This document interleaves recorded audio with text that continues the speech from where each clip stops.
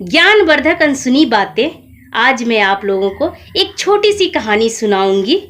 आप सब लोग जानते हो कि परमेश्वर का सबसे कीमती रचना मनुष्य है। एक बार परमेश्वर ने मनुष्य को बुलाकर पूछा, बेटा सब कुछ ठीक ठाक है या कुछ और चाहिए तो मांग लो।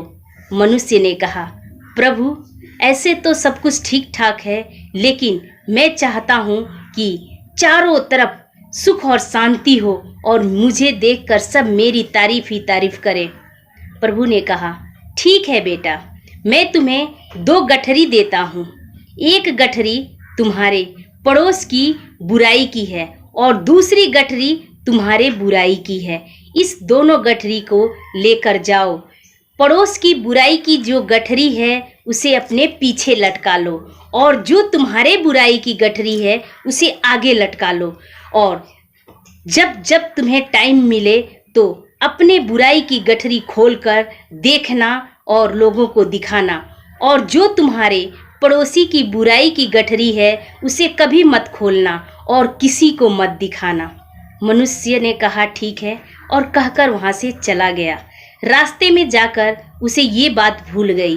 वह अपने जो बुराई की गठरी थी उसे पीछे लटका दिया और पड़ोसी की जो बुराई की गठरी थी उसे आगे कर लिया।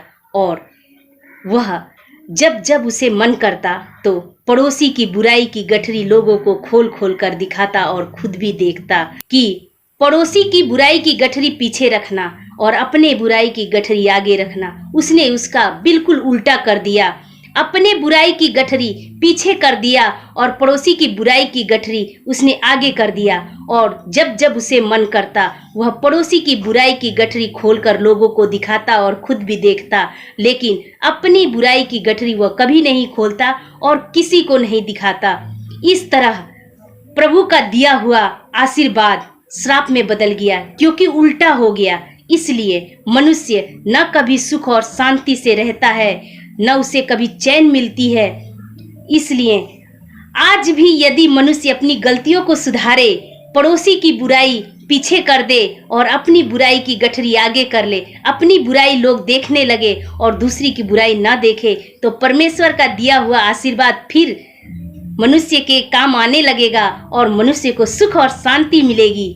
तो यदि आपको मेरी कहानी अच्छी लगी हो तो लाइक और सब्सक्राइब कीजिएगा अगली कहानी देखने के लिए। धन्यवाद।